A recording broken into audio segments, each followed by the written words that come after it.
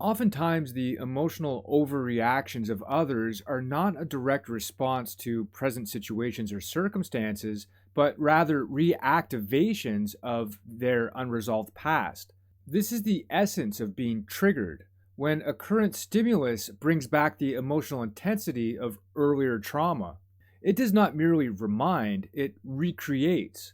The body reacts, the mind floods, and for a moment, the boundary between past and present collapses. Psychologically, being triggered is a conditioned automatic response rooted in unresolved subconscious emotional pain. It's a form of emotional time travel. A trigger, a word, a tone, an image, does not necessarily cause a new wound, it reopens an old one. The emotional response is not caused by the present stimulus itself, but also by the past pain that it reactivates. This response often manifests as emotional dysregulation, intense feelings of anger, fear, sadness, or anxiety that appear disproportionate to the situation. In reality, the response is not just excessive, it's also not about the present. The mind and the body are reacting to a threat that no longer actually exists and was never really fully resolved before. The subconscious mind, which stores emotionally charged memories, responds automatically to anything that resembles the original source of pain. Because the subconscious does not operate according to linear time, it treats the echo of the past as if it were happening now.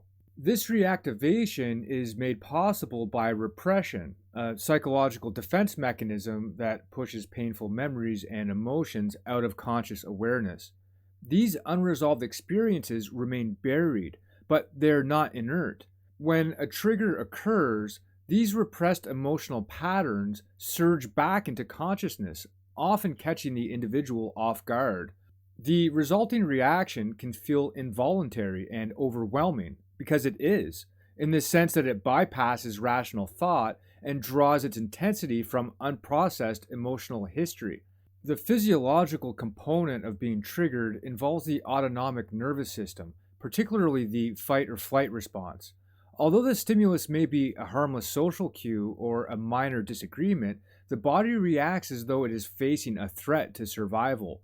This disconnect between perceived danger and actual context is a defining feature of trauma responses.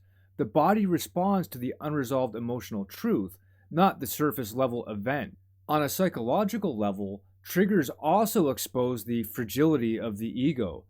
The ego, shaped largely through experiences of pain, fear, and defense, constructs a sense of identity meant to shield the individual from further harm. When a trigger disrupts this structure, the ego interprets it as a threat. The defensive reaction is therefore not just emotional, but existential. The trigger threatens to expose what the ego was built to conceal. Repeated triggering without resolution reinforces distorted perceptions of the world. The mind begins to anticipate threats where none exist, creating a pattern of hypervigilance and reactivity. This feedback loop hardens over time, shaping how one interprets situations, relationships, and even the self. The person begins to live within a psychological reality shaped more by past trauma than by present truth. Healing begins with awareness, recognizing that the emotional reaction is not about the situation at hand, but about something older, deeper, and unresolved.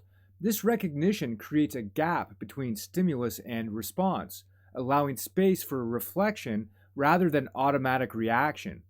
Regulation techniques such as mindfulness, breathwork, and grounding can help stabilize the nervous system and reorient attention to the present. However, regulation's not enough. The core of the trigger must be addressed. That means revisiting the original trauma with honesty and compassion, processing the unresolved pain rather than avoiding or intellectualizing it. Therapeutic practices that engage both the body and the subconscious, such as somatic therapy, EMDR, or deep introspective inquiry, can help integrate these wounded fragments of the psyche. Being triggered, it's not just a sign of weakness or oversensitivity, it's evidence of unhealed injury. Understanding the mechanisms behind it reveals a deeper truth. that the past continues to live in the body and mind until it's brought fully into awareness and resolved. In this sense, being triggered is not just a problem, it's also a signal. It points directly to the place where healing's needed and where freedom can begin.